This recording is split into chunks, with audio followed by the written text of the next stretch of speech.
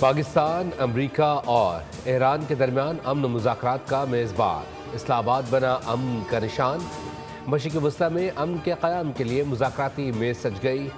ایران اور امریکہ کے اعلیٰ سطح وفود اسلام آباد پہنچیں گے۔ ایرانی وفد کی قیادت اسپیکر باقر قالیباف اور وزیر خارجہ عباس عراقچی کریں گے۔ ترجمان وائٹ ہاؤس کیرولین لیوٹ کہتی ہیں کہ امریکی ٹیم میں نائب صدر جے ڈی وینس، اسٹیو وکٹاف اور جیریڈ کشنر شامل ہوں گے۔ مذاکرات کا پہلا دور ہفتے کو ہوگا۔ ریڈ زون کو پرائیویٹ گاڑیوں کے لیے مکمل طور پر بند کر دیا گیا۔ غیر ملکی وفود کی آمد و رفت کی وجہ سے سیکیورٹی کے انتہائی سخت انتظامات کیے گئے۔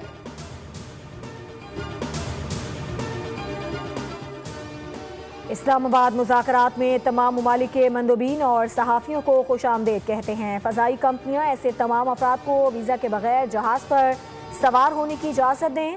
نائب وزیر اعظم اسحاق ڈار کا کہنا ہے کہ پاکستان میں امیگریشن حکام انہیں پہنچنے پر ویزا جاری کریں گے۔ ادھر وزارت داخلہ نے اسلام آباد ٹاکس کے لیے خصوصی ویزا پالیسی جاری کر دی۔ تمام ایئر لائنز کو اسلام آباد ٹاکس 2026 کے شرکاء کو بورڈنگ کی اجازت دینے کی ہدایت کر دی گئی ہے۔ ایئرپورٹس پر مسافروں کی رہنمائی کے لیے خصوصی فیسیلیٹیشن ڈیسک قائم کر دیے گئے۔ دوسری جانب اسلام آباد میں مذاکرات کے لیے غیر ملکی وفود کی آمد کے تناظر میں وفاقی وزیر داخلہ محسن نقوی کی زیر صدارت سیکیورٹی اور دیگر انتظامات سے متعلق اہم اجلاس ہوا، جس میں امریکہ ایران مذاکرات کی تیاریوں اور سیکیورٹی پلان کا تفصیلی جائزہ لیا گیا۔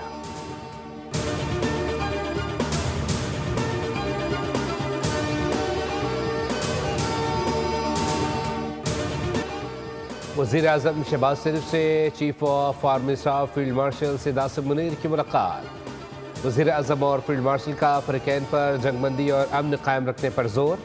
خطے میں امن کے لیے پاکستان کی ثالثی کی کوششوں پر پیش رفت کا جائزہ۔ کشیدگی میں اب تک ہونے والی کمی پر اظہار اطمینان کیا۔ امریکی صدر ڈونلڈ ٹرمپ نے ایران کے ساتھ ممکنہ امن معاہدے کے حوالے سے امید کا اظہار کرتے ہوئے کہا ہے کہ معاہدہ قریب ہو سکتا ہے۔ صدر ٹرمپ نے ایک انٹرویو میں کہا کہ امریکہ اور ایران کے مذاکراتی وفود پاکستان میں ملاقات کرنے والے ہیں۔ ٹرمپ نے کہا کہ ایرانی قیادت مذاکرات کے دوران میڈیا کے مقابلے میں زیادہ معقول رویہ اختیار کرتی ہے اور وہ ان نکات پر آمادگی ظاہر کر رہے ہیں جو معاہدے کے لیے ضروری ہیں۔ اسرائیل لبنان میں آپریشن روک رہا ہے۔ نیتن یاہو نے گزشتہ روز لبنان پر حملوں میں کمی پر رضامندی ظاہر کی تھی۔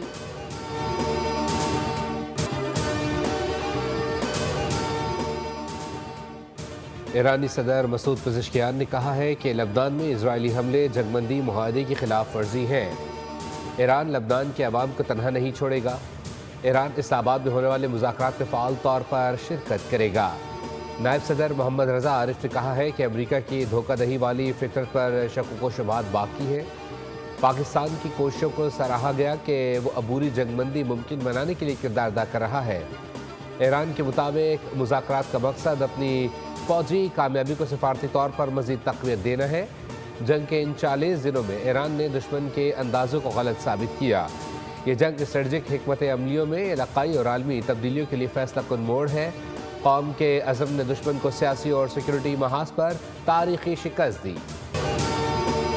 جنوبی لبنان میں ایک بار پھر اسرائیلی فوج کی بمباری۔ عرب میڈیا کے مطابق صبح سے اب تک لبنان کے مختلف علاقوں سرفن میں 2 بار اسرائیلی فوج کی جانب سے بمباری کی گئی۔ بدھ کو ہونے والے اسرائیلی فوج کے حملوں میں 200 سے زائد افراد شہید ہوئے۔ لبنان کی وزارت صحت کا کہنا ہے کہ کشیدگی کے شروع ہونے کے بعد سے اب تک بدھ کے روز حملوں میں سب سے زیادہ لوگ شہید ہوئے۔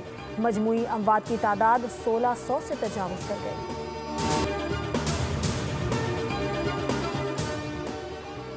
ایران کا امریکہ کو واضح پیغام، لبنان جنگ بندی معاہدے کا حصہ ہے اور وہ کسی صورت معاہدے سے الگ نہیں ہوگا۔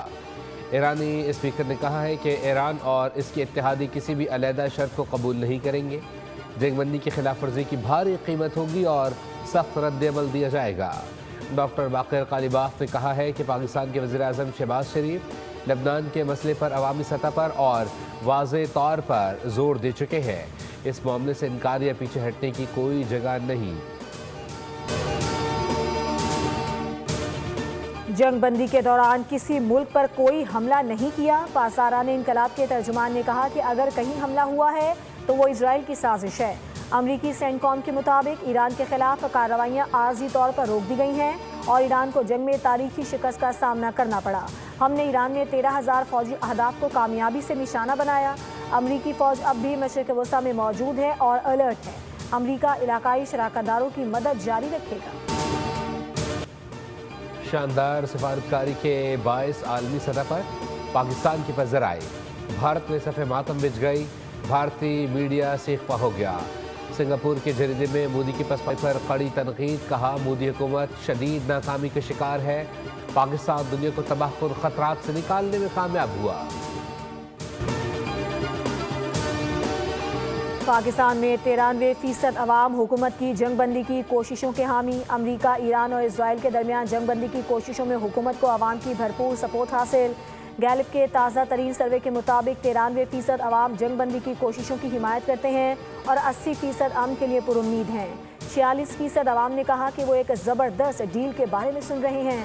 80% شہری سمجھتے ہیں کہ جنگ بندی سے معاملہ امن کی طرف جائے گا۔ دوسری جانب پاکستان کے ثالثی کردار پر عالمی رائے میں مثبت دیکھا جا رہا ہے۔ جنگ بندی میں کامیابی کے بعد 70% عالمی رائے پاکستان کے حق میں ہے۔ تھینک یو پاکستان عالمی سطح پر ٹرینڈ کر رہا ہے۔ پاکستان کو ممکنہ عالمی جنگ روکنے کا کریڈٹ دیا جا رہا ہے۔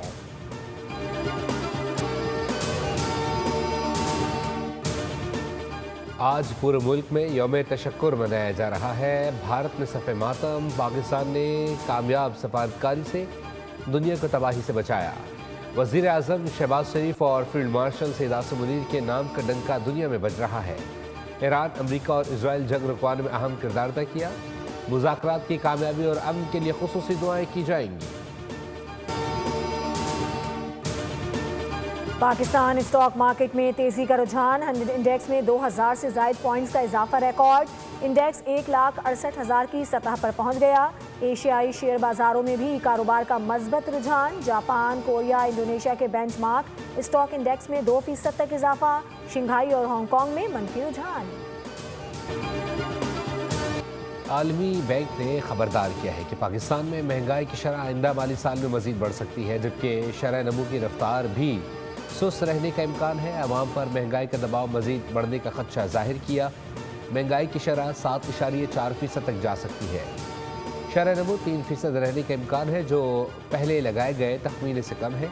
دوسری جانب ایشیائی ترقیاتی بینک کی رپورٹ میں کہا گیا ہے کہ پاکستانی معیشت میں بہتری کے باوجود خطرات موجود ہیں۔ رواں مالی سال شرح نمو 3.5% رہنے کا امکان ہے۔ اگلے مالی سال شرح نمو بڑھ کر 4.5% تک جا سکتی ہے۔ جیفری ایپسٹین سے تعلقات پر امریکی خاتون اول کی وضاحت سامنے آ گئی۔ میلانیا ٹرمپ نے الزامات کی تردید کر دی، کہا ایپسٹین کے ساتھ ان کی جعلی تصاویر سوشل میڈیا پر شیئر کی گئی ہیں۔ انہوں نے ایپسٹین کی وجہ سے زیادتی کا شکار متاثرین کے لیے کانگریس میں کھلی سماعت کا مطالبہ کر دیا۔ امریکی خاتون اول نے کہا کہ ہر متاثرہ خاتون کو موقع ملنا چاہیے کہ وہ حلف اٹھا کر گواہی دے اور اپنی کہانی عوام کو بتائے۔ میلانیا ٹرمپ نے کہا کہ گواہی کانگریس کے ریکارڈ کا ہمیشہ کے لیے حصہ بنائی جائے، کیونکہ اسی صورت سچائی سامنے آ سکے گی۔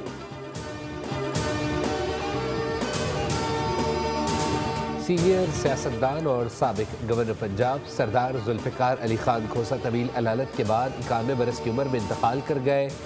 وہ مسلم لیگ نون کے اہم رہنما اور 9 مرتبہ پنجاب اسمبلی کے رکن منتخب ہوئے۔ ذوالفقار کھوسہ نواز شریف کی جلاوطنی کے دور میں پنجاب کے مسلم لیگ نون کے صدر بھی رہے۔ سندھ میں کفایت پالیسی نافذ، دکانیں اور شاپنگ مالز رات 8 بجے بند کرنے کا فیصلہ، ہوٹلز اور فوڈ آؤٹ لیٹس کے لیے نئے اوقات کار مقرر، شادی ہالز رات 12 بجے تک تقریبات کر سکیں گے، ہوٹلز اور فوڈ آؤٹ لیٹس شام 7 سے رات 11:30 بجے تک کھلے رکھنے کی اجازت ہوگی، تاہم ہوم ڈیلیوری اور ٹیک اوے سروس پر کوئی پابندی عائد نہیں ہوگی۔ تندور، milk shops, bakeries, medical stores, laboratories, clinics, اسپتال اور پیٹرول پمپس پابندیوں سے مستثنی ہوں گے۔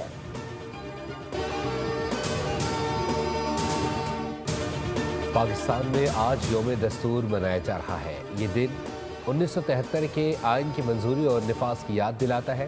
آئین پاکستان نے ملک کو پارلیمانی نظام میں حکومت دیا اور اسلام کو ریاستی مذہب قرار دیا۔ عوام کو قرآن و سنت کے مطابق زندگی بسر کرنے کے مواقع فراہم کرنے کی ضمانت دی گئی۔ صدر مملکت آصف علی زرداری نے کہا کہ آئین پاکستان کی جمہوری شناخت وفاقی توازن اور شہری حقوق کی ضمانت ہے۔